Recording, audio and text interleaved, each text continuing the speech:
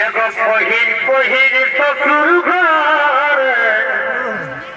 আর কথা বলি ডরে ডরে গো এগো পহির পহির শ্বশুর ঘর আর কথা বলি ডরে ডরে গো কেনে কেনে আমাকে ডর লাগে এই বেলা ডুবুর পরে আমাকে ডর লাগে এই সোজা দিবার পরে পরিবার তোদের বেটাই গো বাকি